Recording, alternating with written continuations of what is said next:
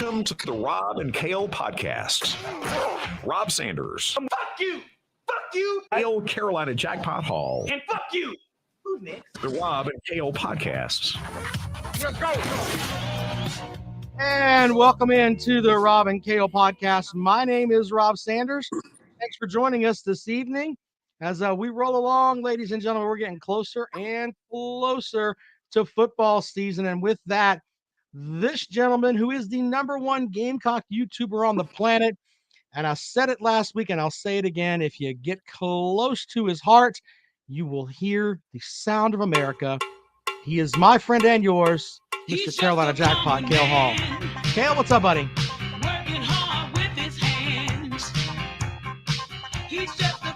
How's everybody doing tonight? Hope you have had a great Sabbath. And another work week is upon us, but not to fear. Only 6 more days till football is here. That's right. So we got Jackpot sent me some more photos that we want to share with folks. So we'll get into those momentarily. Also, Tom is calling me a douche. He likes Kale, but says Rob is a douche. But he couldn't spell douche correctly. I mean, yeah, you think that if you were going to call someone a douche, you would be able to spell it correctly, but I guess not. Elijah says he's happy to be back in the South. All right.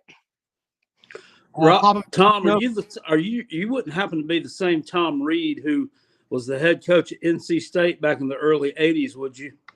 That was before Dick Sheridan. Nobody on here that's in this chat room knows who the hell I'm talking about. Yeah, okay. That's funny too. All right, so we're going to talk about blocks for the weekend. And, excuse me, for the season. You beat the Gamecocks one year. That's true. Yeah, that is right. I remember that now. Anyway, let's get into, we'll thank our sponsors first. Calloway's Bar and Grill, they sponsor the Calloway's Pick'em Challenge. People are starting to get in, Jackpot. I mean, we're starting to fill up a little bit, aren't we? We're starting to fill up a little bit. I can't lie to you. I'd like to see a little bit more participation. Right now, we got 69 folks in. We're doing the 69. And if you'll indulge me for just a minute, I'd like to rattle off this list of people who are going to not win. This is what I have so far, and and I've used your nicknames and everything else that you asked me to. I actually went back out and rewrote this yesterday. Andrew Grove, SEC Dog, Harry Legg, Jay Rocks the Party, Keith Ramsey, Gary Todd, Dr. Bart, Ken Bellinger. He must have went to pee or something. He threw up something over on his side. Gary Thrills Mills, Larry's Losers, Chef K. Diz, Dick Long, Jordan Dealmaker, Elijah, Daddy O, Bible Belt Beauties, Aaron Hughes, Ethan Hewlett, South Carolina, Brady Snow, Bob Rutherford, Big Barney Ross, Dakota VFL, Driller Deep, Mountain Mama, Andrew Hall, Roy _Bob, Michael Gentry, Sarah Bell, Elia, Billy Muse, Sancho, Alan V, Stetson Minutes Pet Sasquatch, Baylor Man, Justin Ellis, Robert Davis, Troy Bowers, Tiger in the Burrow, Undercover Boss, Snake Doctor, James Matthews, Edwin Reeves, Daydreamer, Day Drinker, Kentucky Durbin, Smoky Dog, Carolina Chuck, JT Turner, Kendall Jones, The Biscuit, Daniel Gregory, Brock Lee, Kevin Schuler, Sally Fleming, Jackpot Jr., Vol Tard, Raymond, can't remember I'm writing. Raymond, Uncle Rico, 42, Mr. Fry, Carolina Jackpot, Rob Sanders, Jeremy Shipes, Leonard Sarasota, Dustin Dora, Lee Dial, Herbert Bradford, Chip Smith, and Visor Picks. There you go. And more people will get there, I'm sure. Yeah, we gotta have 100 people in here to have a $2,000 pot. Right. We'll so we're about 31 short of that right now. So Let's jump on in now. Well, we got. Here's the thing: we're gonna take registrations up until the Saturday of week 1. All right. Now, if you're dumb enough that you want to miss out on some of these picks, and Jackpot, I want to show people how this looks, because some people might have been just humor me here for a second, Jackpot. Here, okay, over in the comment section. Papa B says maybe some use their real names and do not wish to have that revealed publicly. Papa B, I've said many times that you want to be called something else in this contest, you put it in the notes of either Venmo, PayPal, or Cash App, and I'll call you whatever you want to. I'll even call you late for dinner. But if you don't, then you're getting called whatever you put down there. Why would anybody care anyway? I mean, I'm going to get fired at my job because I'm betting in a college football pool. I doubt anybody's CEO is sitting up here watching Rob and Kale at 9:30 on Sunday night. But, I mean, they should be, but I don't know if they are. All right, so I just finished the form earlier. It's going to be up on the website, robandkaleshow.com. Here's the deal. You will be able to go to robandkaleshow.com on Wednesdays. I'll have this up on the website by tomorrow. But robandkaleshow.com, it's very simple. You just roll through, you put your email. It has to be the email that you registered with. Okay? And then the username that you want, whatever your name is, use the same name every week. If you don't, then I'm going to award the picks to somebody else. All right? Use the same name. Find one name. Go with that every week. So if we just wanted to you put your name in here. Very simple. Your email. And then you come down and you make it very simple.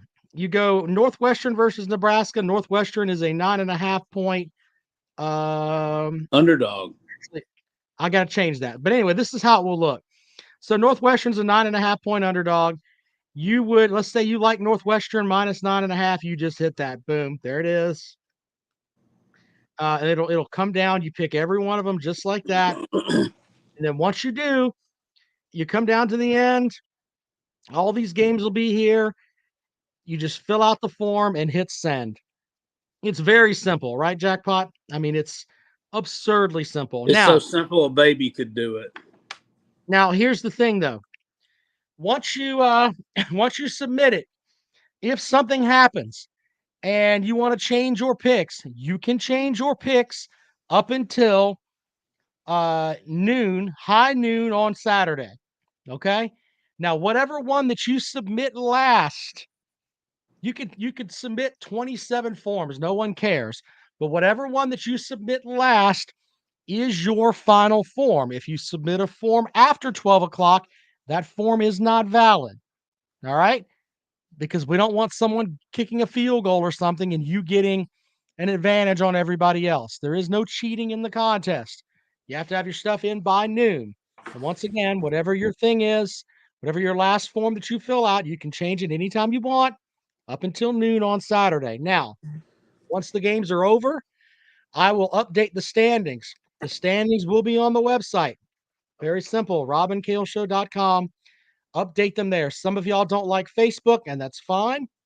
We'll also update when we update the standings. Whenever we do a show, we'll put the link in there. So you can just click the link when you watch the next show and see where you are as far as in the standings. Jackpot, did I miss anything? No, I think you covered it all very well. All right, there you go. That was an excellent synopsis, and couldn't have done it better myself. Very good.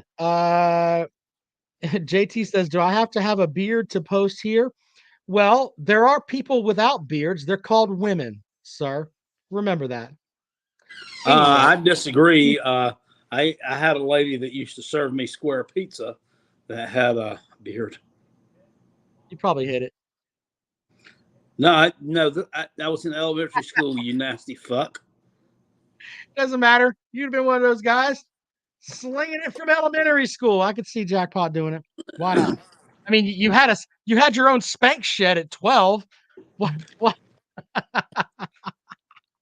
Wasn't a spank shed. It was just a place where I went to read literature and smoke cigarettes. It was a spank shed where you smoked cigarettes and watched porn.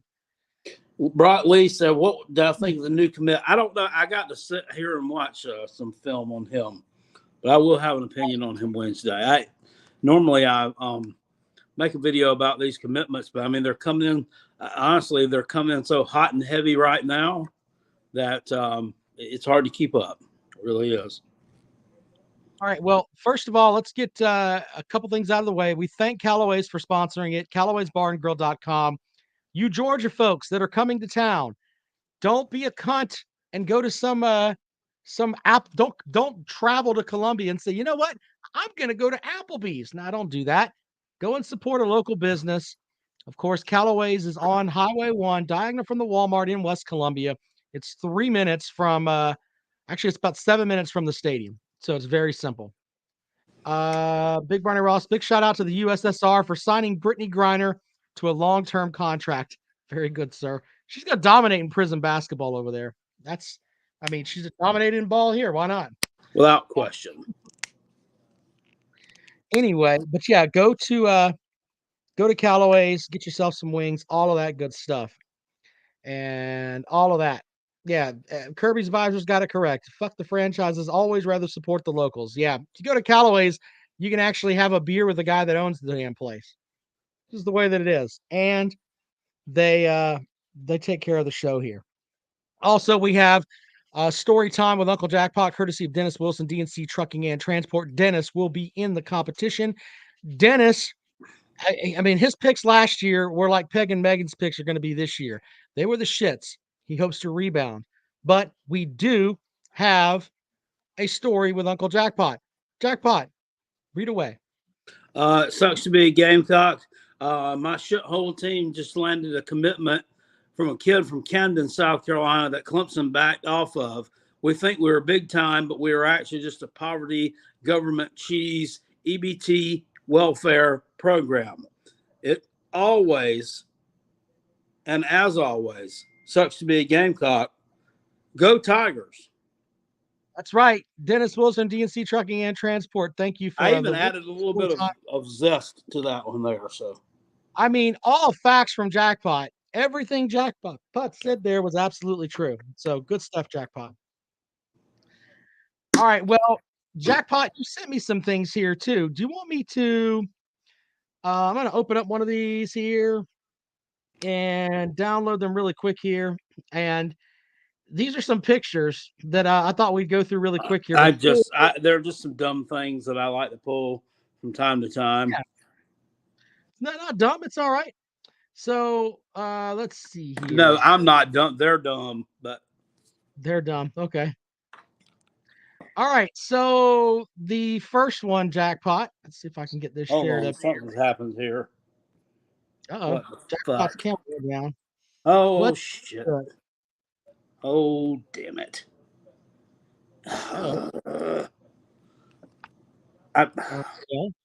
What's wrong, Jackpot? Hell, I've done. I don't know what I've done. I got on a damn screen and I can't get. God dang it. Holy shit. Oh, what the fuck have I done here? Oh, this is like like I can see you. I can't. Oh my God. All right. Well, I mean, all right. Jackpot's trying to square away his camera there, so give him a second there. There we go. All right. I don't know what happened, Jackpot. I was like, man, Jackpot just went away on us. All right. Don't ever try to wipe your butt with your camera phone. Jesus. All right, here you go. Let's see here. All right, so these are some of Jackpot's things that he sent me. We'll start with this one. Jackpot, explain this to the fine folks that are watching tonight. This is from Mark Durbin. Ace's last time. I think he's actually in the chat, so we can make fun of him while he's here. This is good. He was responding back to a video I made yesterday about Mark Stoops. I was kind of mad, actually. I made this video. It says, last time, Mark, he likes to use shouty caps, too. So, you know, he's getting his point across. last time we played Clemson, we beat their sorry asses too. That's debatable. Did that actually happen or not? It was in a bowl game like 20 years ago when, there wasn't any HD, but hey, if you want to take your sorry ass team out there right now. Well, okay. We're getting to that. Wish we could play them this year. Maybe we can play them this year if they win enough. Should not be that hard in that weak ass ACC. Cats will be there waiting. By the way, for you fans of Kentucky, Clemson played more ranked opponents than you did last year. So how about that? At the end of the season, they played more ranked opponents than you did. So find a vial and go fuck yourself. Up next, another set for Jackpot here. Let's see here. We got a new one. All right, so this one was kind of interesting too. And this one was kind of a slap back at you, Jackpot. This one says, 4-star defensive lineman Xavier McLeod commits to South Carolina. Kwesi Harrison says, but you didn't want Shane Beamer. Jackpot. Yeah. Okay. Well, I mean, I've explained that on probably about 25 subsequent videos that no, I in fact did not want him. When I found out that he was going to be the new head coach that night in 2020 when we were losing to Kentucky, and I found out at halftime they had announced that, I destroyed something in my living room. I didn't want him. I mean, they've never been a coordinator. I just did not know about him what I know now. I mean, things and feelings can change, and I have grown to love the guy. I absolutely love the guy now. But at first, yes, that is very correct. I did not want him. But, I mean, let's keep drilling that point home, even though I've brought it up multiple times. All right, one more thing here. And Jackpot sent me this just a few minutes ago. And it's a picture from Josh Pate's show where Josh Pate is a great guy. I've had him on my radio show, and he's a nice guy. And a lot of times he knows his stuff.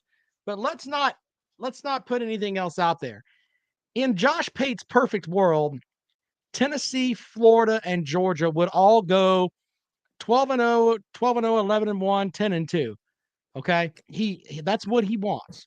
And he's riding this Tennessee stuff where he says the best case scenario is 10-2, and he predicts them to go 9-3. Jackpot, your comment to me was, you want to say it or you want me to say it? I should read it. What did I say? He said, whatever you think there, Baldy, is what Jackpot came with.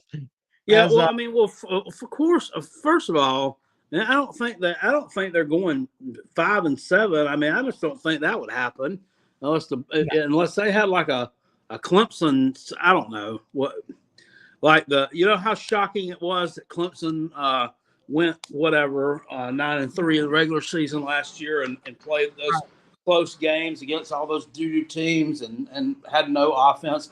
I mean, that would be that level shocking. But winning 9 games, that's his prediction. I don't see it. I really, really just don't. Could be wrong. But, I mean, I think their ceiling's about 8 wins. Yeah, I mean, and I think most Tennessee fans are right there. And Harry says he's basing it on the computer program he uses, and that's fine. I mean, if like you have the Comrade's computer?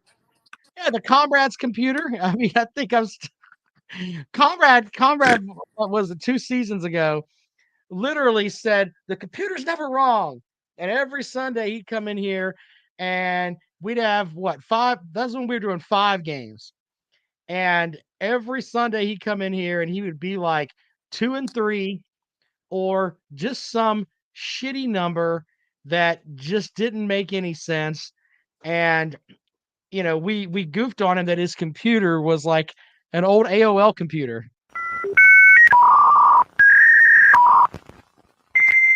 Yeah, everybody remembers that. Yeah. So, but yeah, he uses a computer system, and that may be the way that it goes. But I think if you sat down with Josh Pate and you ask him, "Do you really, really believe that?" I don't think he's completely buying that. I just don't think No, he's. I don't. I don't either. Yeah. So there's that.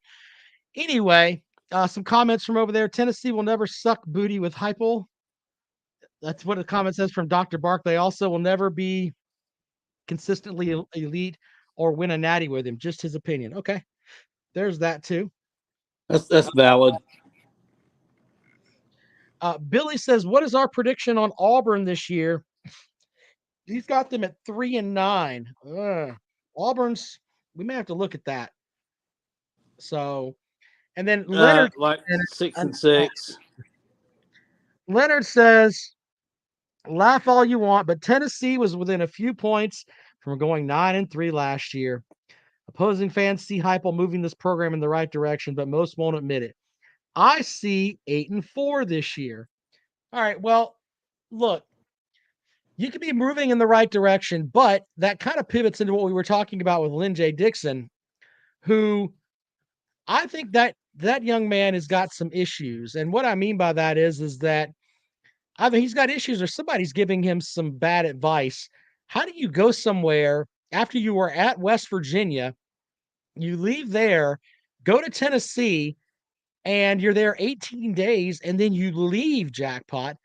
I mean, something's going on there. And then we can goof that, hey, he saw what Tennessee had and was like, huh? Or maybe it's something else, but just not what you want right here at the beginning of the season. Well, I mean, first of all, I want to say this that Lynn J. Dixon just himself between the last two schools that he was at, the fan bases of those two schools, he had more teeth in his head than the combined fan bases of both two schools that he played for last. Actually, both three. But on a serious note, there's something wrong there. I mean, I don't understand. I mean, you get them like a third chance at a SEC program. I mean, they're above average. I mean, and I don't understand why you can't make hay and you're going to get on the field. So I don't understand. Here's the big thing with that. And this is just, when you really step back and look at it, I think that someone told him, look, you're better than where they have you right now. He was told, hey, you got to come in and earn some playing time, learn the offense, and then go from there. Apparently that wasn't good enough. He also had an injured foot, and that may have been keeping him from getting the amount of reps that he wanted in practice. And he's thinking he's got one season left. He needs to figure it out. He should go somewhere to like a smaller school. And because every game's on TV now, and if he has a big season, then people will notice him, and then he can go and put some numbers up at the combine. But the one thing people are forgetting on this is that this puts Tennessee down to 4 scholarship running backs. That's not good, Jackpot. No, it's not. And he had an injured foot too. Yeah. There's no telling what kind of medical advice he got up there at Tennessee. I mean, they probably don't have a proper training facilities and medical care. I mean, they probably told him to put gravy on it. Yeah, he probably went in for a foot injury and they gave him a pregnancy test. Welcome into the program. Good evening. We're not taking calls yet, but since you called, what you got? This is Chris from Georgia, Tennessee fan. Hi, Chris. How are you? Good. I heard you guys talking about Lynn J. Yeah. Me and Specs are down to 4 scholarship backs. I mean, Georgia's down to 4 scholarship backs, and nobody's freaking out about them. And we have a running quarterback too, so it kind of relieves some stress off them. I mean, it sucks that Lynn J left. He was brought in to replace Lenneth Whitehead, who was lost for the season. He wasn't really probably going to contribute a whole lot either, but they just wanted to have that security, But it sucks for him. It helps to have that extra running back in there because you go you lose. I think most teams like to run out there with 2 guys anyway. And some teams like to have a third down back that's kind of a different kind of back. But I mean, the running back Yeah. core right now is really, really thin there at Tennessee. I mean, I think the biggest issue is the fact that two are freshmen. I mean, they're both highly touted freshmen. Both, were had well over. One had like 1,800 yards his senior season. One had over 2,000 yards. And Georgia, East Paulding, Atlanta area football. So it wasn't like he was going against, 2A guys and stuff like that. But I think the issue is just that that two of them are really young. But like you said, they wanted a little insurance, I guess, but they're not. I don't think they're too concerned with it if they're willing to not really fight for him to stay. They have contingencies. But hold on now, and I'm not trying to battle with you here on a Sunday evening. They wanted him there, which is why they extended him a scholarship offer. 18 days ago? So they opened up a scholarship for him. So they obviously wanted him there. They thought that they would get something, even if it was just depth out of it. And trust me, I think if they really wanted him, if you really got behind closed doors, they kind of wanted that to work out just in case there was an injury. So, yep. So there's that. I can agree with that, but at the same time, I don't think he was. Yeah, he probably would have been fourth at best in touchdowns. He was going to be fourth at best anyway because he got there 18 days ago and he has to learn the damn playbook. So, and I mean, and your number one back is the guy that's going to get all the carries anyway. So, in my opinion, if I were Lynn J. Dixon, I don't know why I would go there. I mean, there are other schools where you could get a shit ton more carries and be a more focal point of the offense than what he was going to be at Tennessee because you guys already have a feature back. It wasn't like he was going to come in 18 days and unseat that guy and be RB1. And I think somebody, like you guys said, I think somebody around him is telling him like, hey, you should be the number one back. They've got you third on the depth chart, and you just can't deal with that. Sometimes you don't know about that until they get on campus. They lost Leonard Whitehead. A few days later, they're bringing in Lynn J. Dixon. I don't think they really sat there and dug deep into it. They're just like, hey, here's a D1 back that played on a national championship caliber team. Like, let's bring him in, see what he does. But at the same time, like sometimes juice like that isn't worth the squeeze if he's going to come in and he's like cussing out coaches because he's not the premier back with a hurt foot. And I mean, the kid from Hartsville that we had last year, Tyon Evans, he transferred because he would take himself out of games. He would claim his ankle was hurt and take himself out of games. And so the next week, whenever Tennessee would be like, all right, well, since your ankle's hurt, we're going to let you take tonight off against, Tennessee Tech or whatever and let you heal. He'd get mad because he couldn't pad his stats against them. And then when they needed him against a team like Georgia or whatever, he would get hurt. Like if you watch the Georgia game, he gets the first ding he takes himself out for the rest of the game. And you just can't operate with kids like that. You got to just let them go. I don't know what's happening up there with. I thought he left because his grades were horrible. I'm not going to sit here and pretend like Tennessee's Harvard. If he couldn't get into Tennessee, I can't imagine Louisville's got that much worse entrance requirements. I mean, if he can get into Louisville, I feel like he could stay in Tennessee. I'm not an idiot that thinks Tennessee is, Ivy League. He's at Louisville now, and he's probably going to do well. He's a talented kid. Evans is, but like he wanted to pad his stats and get teams like Missouri that didn't have any defensive tackles, and then whenever it came to, hey man, we need you against Georgia and Alabama, he would ghost himself out of the game because he would get hit by somebody like Jordan Davis and didn't want to play no more. All right, man. Well, hey, I appreciate you calling the program, bud. Thanks for. What's wrong with you? Appreciate it, man. All right, we're gonna take calls at 803-470-2905. This as Tennessee is gonna have their players run through an L instead of a T this year. Holy shit!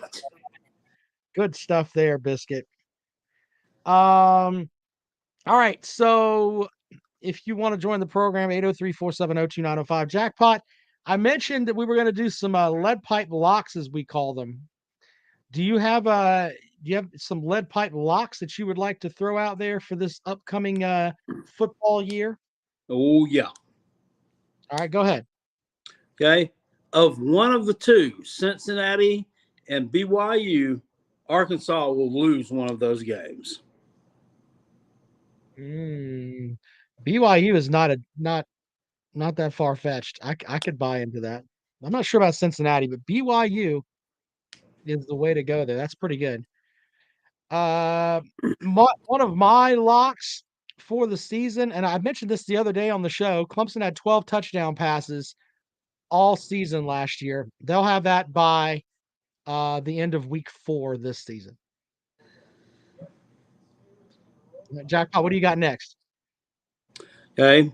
Of the 3 teams, Gamecocks, Kentucky, Tennessee, Mizzou beats at least one of those teams. Lock them up. That's pretty good. That's pretty good. But one of my other locks is Vanderbilt wins an SEC game. I don't know which one it's going to be, but they're not going 0 for 8. I've got Vandy winning one SEC game. We'll see which one it is, but Vandy wins one conference game this season, at least. Okay. You got any more, or you done? Okay. I think, but either between one of the two at home against, and it's not that I'm throwing rocks at this team because I don't like them or anything like that there. This is it's just how I feel. Either the opening game, the road game at East Carolina, or the home game against Texas Tech, NC State drops one of those games. Ooh, that's actually pretty good. That's a really smart pick when you really stop and think about it. All right, and my final one, I mentioned Vanderbilt wins a conference game. I also think that I did put out there I like Utah to just drub Florida. That's not really anything that's going to shock anybody. But my other thing is there are lots of folks that have Clemson going 12-0. Clemson's dropping a game this season in the regular season. I don't think it may not be the Notre Dame game, but I think they drop one game this season. We'll see which one it is. But they are going to drop one of them at some point this season. And it will not it could be the Miami. It really could be the Miami game if you think about it. Because the law of averages says, Clemson is due to lose a game at home. They haven't lost a game at home since like 2016 or so. Yeah, that's when old Pitt with Blewett. Oh, Blewett, Mr. Blewett. Ooh. Yep. He knocked that kick through. Clemson, a great day. Indeedly, yes, indeedly do. But yeah. Hunter Slay says which game? It's going to be one of the 3 in my opinion. Miami, NC State, or Notre Dame. One of those 3. They're going to drop one of those games. And that could change as we move along. And what I mean by that is it's one of those card subject to change type things when you go to a wrestling match. If Uyunglele comes out and plays like the quarterback he was at Notre Dame the last time he was there, Clemson will go undefeated. All right. If he throws for 300 plus yards a game, nobody's really doing much on that defense. Clemson will go 12-0 and roll, but I'm just not sold on Uyunglele yet. I'm not feeling that at all. All right. Brock Lee says it'll be against La Tech. Brock's being silly. La Tech has opened up. They're a 19.5 point underdog at Mizzou. I think that's too many points.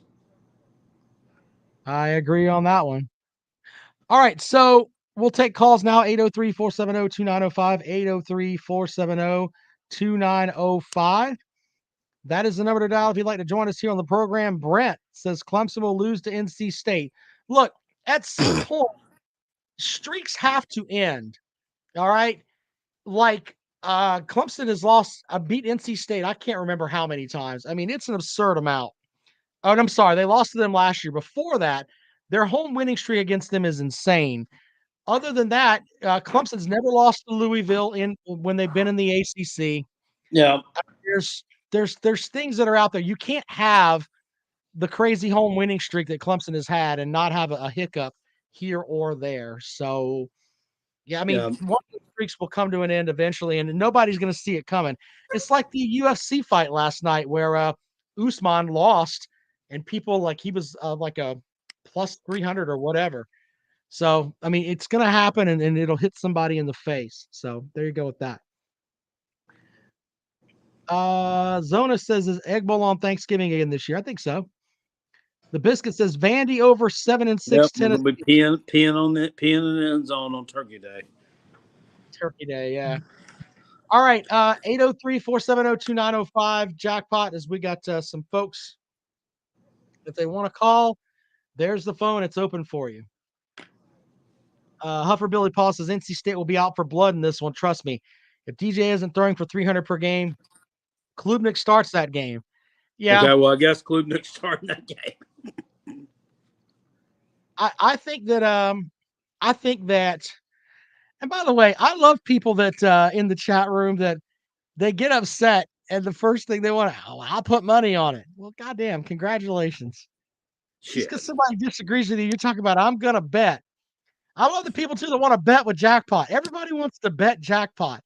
Jackpot, I'll bet you on the Clemson South Carolina game. I don't want any, I'm not going to give you any points, but I'll bet. Shut the hell up with all that nonsense. You think Jackpot's going to take everybody's bet?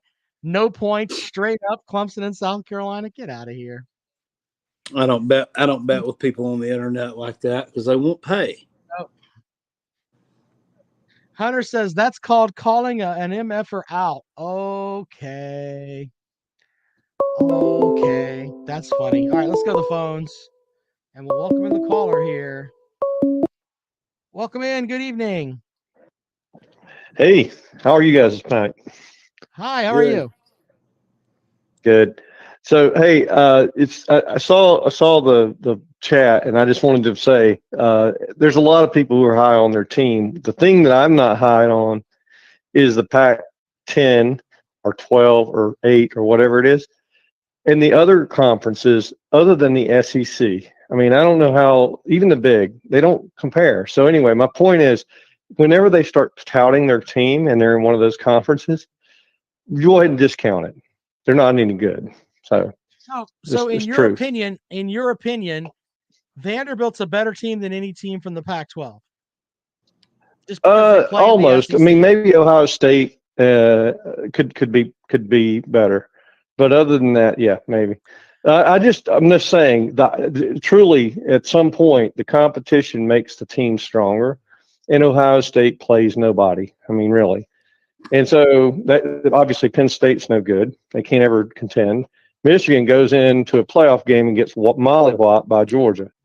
So, and I'm not saying Clemson's much better. I mean, we're in the ACC, so I'm not touting my team here. I'm just saying it seems like the SEC has created an ecosystem that beats all these others. I can get into here's the thing. I don't like people that are like, the only good football is in the SEC. I mean, there are some dominant teams in the SEC. All right. But it doesn't just stop and end there. There's good teams in each conference.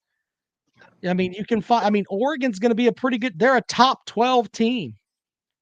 If you look at the blue chip factor, they've got 4 and 5 star guys all over the field. It's not like they're rolling a high school team out there. Now, are they going to beat Georgia? Probably not. But I think Oregon they would definitely, if they played an SEC East schedule, Georgia's the only team in the East that would beat them. I mean, they just have too much talent. My biggest point here is they could win if they played 10 games. They could win 2 out of 10 against a good SEC team. And same thing with Ohio State. Wait a minute. But the SEC teams are going to beat them most of the time. Good SEC team is in what? If you're talking Alabama or Georgia, okay, I'll buy that.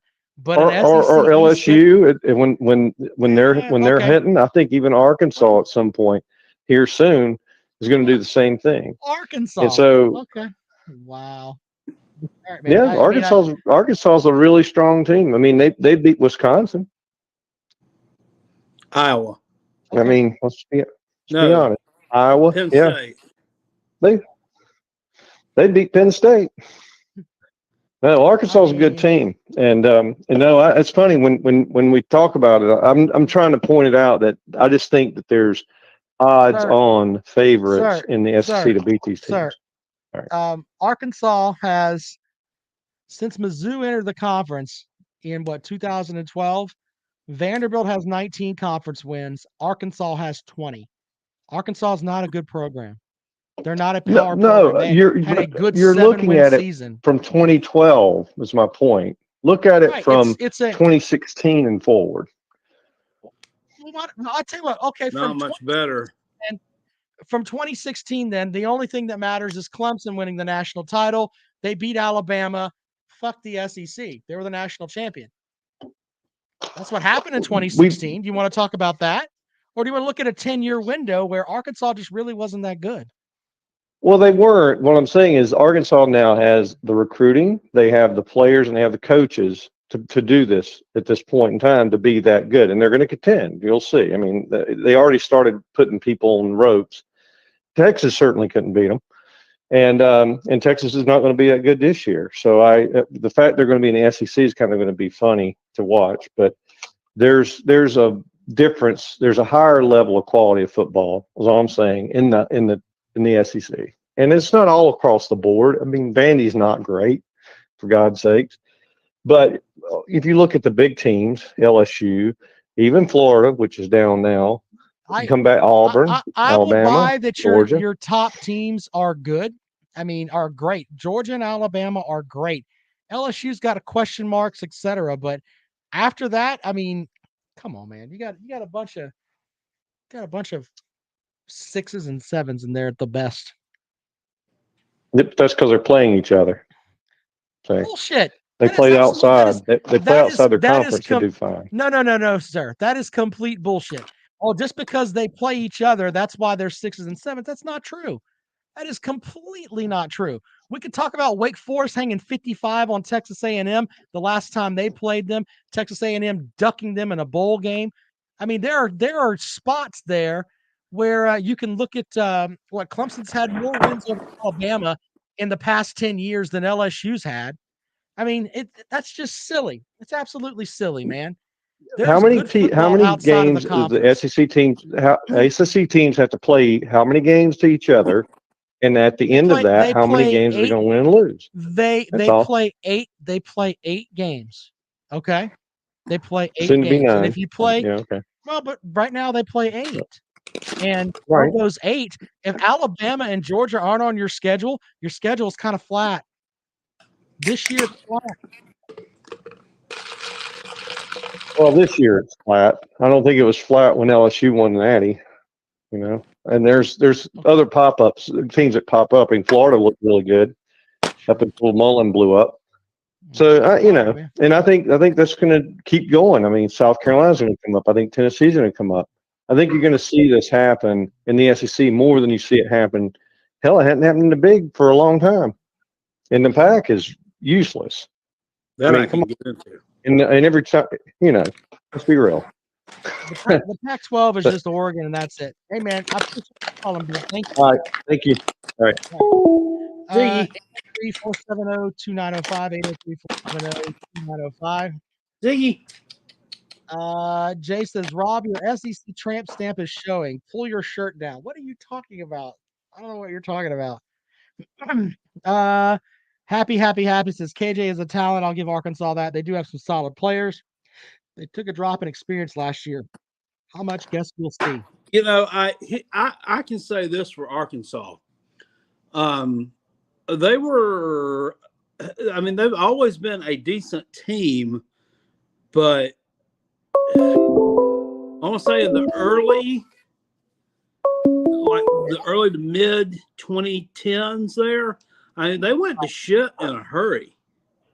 Yeah, that's so true. I mean, it's not that far-fetched to think that thing couldn't go back left again. It's not that far-fetched. Well, they had to cheat with Houston Nutt and all those guys, but yeah, we'll see. Welcome to the program. Good evening. Hey, it's Big Barney Ross. Y'all notice that the closer we get to kickoff, the crazier and the hate. Let the hate flow through you. Vanderbilt's not beating Ohio State or none of them. Yeah. Let's face facts here. We've got a running quarterback. Kentucky has a running quarterback, probably because he's running for his life, like Tennessee's quarterback is going to be doing. Your line's underdeveloped. Our guy just, he's crazy. There's no telling what he's going to do. But put me down for this. Kentucky loses to Northern Illinois 17-13. Bookcase of accountability. Big Barney Ross. I'm out.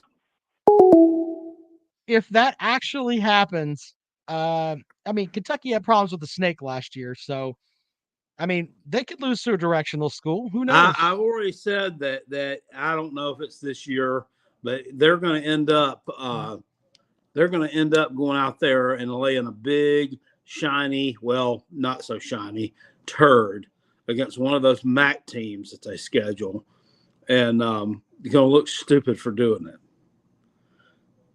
Oh, but see, and that goes back to what the caller was saying. When you have a team like Kentucky that, they schedule Louisville and MAC teams, they don't bother. Exactly. Have not since 2003.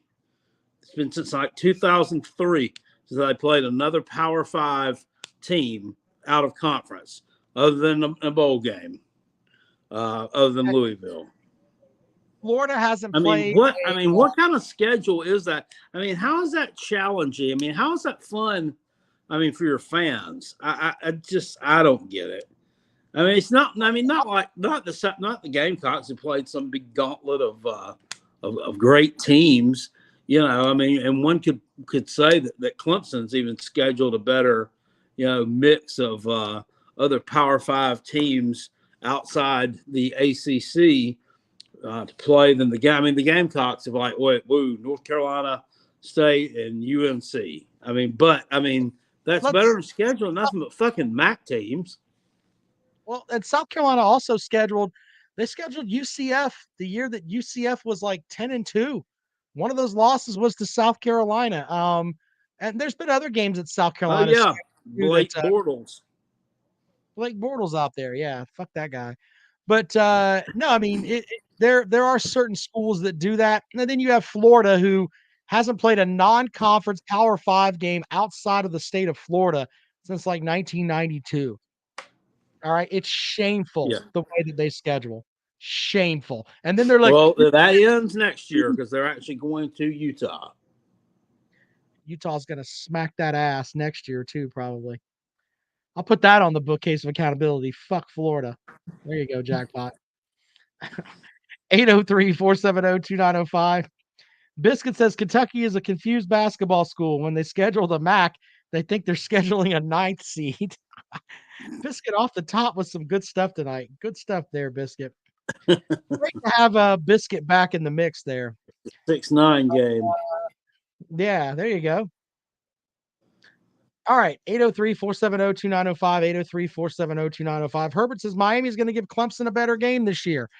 Yeah, the last time Clemson played Miami was a shithole. And I don't know if Miami is going to be good or not this year, but I think they're going to play with a little more fire than they have in the past.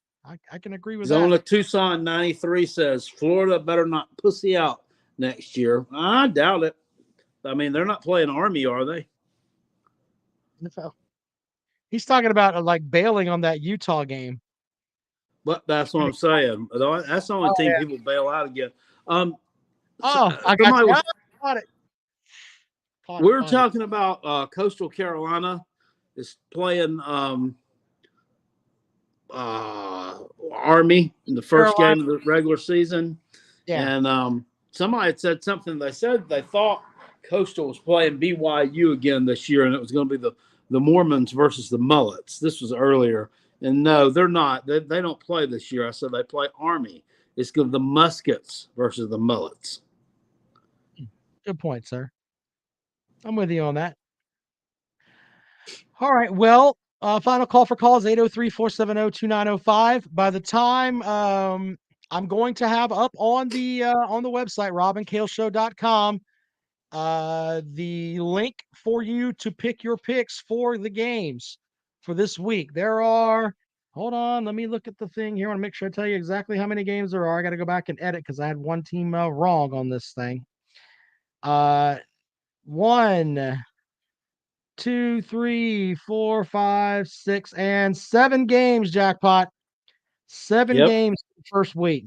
So, yeah, there you go with that. So I'll have this form up for you, and you can go to the website and get it. And it'll be good to go for you here shortly, right? There you go with that. Exactly. Without question. Without question. All right, Jackpot, you got anything else for the show this evening? You want to talk about the Braves for a minute and how they're just smacking people around, or you just want to go to bed? I don't have to. Yeah, they won extra innings last. They lost today, though.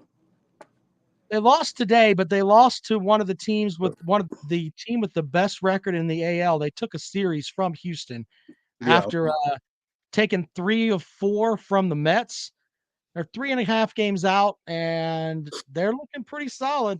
The NLCS, by the way, is going to be the World Series because the Yankees are rolling over.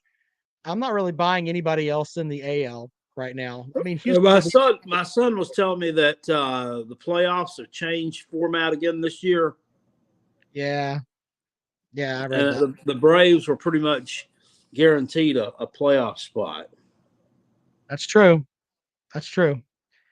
Philip says A&M will beat Georgia in Atlanta this year. A&M ain't going to Atlanta, but all right. So Mark says, Rob, newsflash: schedules are made before the season starts. Yes, sir. And you can't.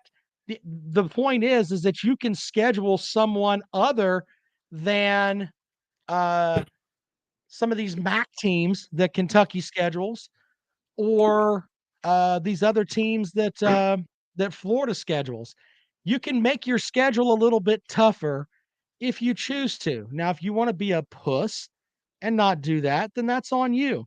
Kentucky does that because they have the mentality of, if we get to 6-6, we get to go to a bowl game and we get to leave this frozen ass place and maybe take our ass down to Birmingham where it may not be cold. That's the whole gist of it. It's not like you schedule a bunch of craziness there. Big Barney Ross says Forrest Whitaker's left eye has more self-control than some of these fans do. Okay, that's good too. I look at Josh Pate. He has the odds to win the Big Ten championship up there. Northwestern is in last. They are at plus 50,000 to win the Big Ten championship. They're below Rutgers, who is plus 30,000. I keep coming back to Biscuit. Biscuit says the only way A&M beats anyone in Atlanta is if they're a prostitute. Damn it. Shit. All right. Well, Mark Durbin said biscuit is chicken food.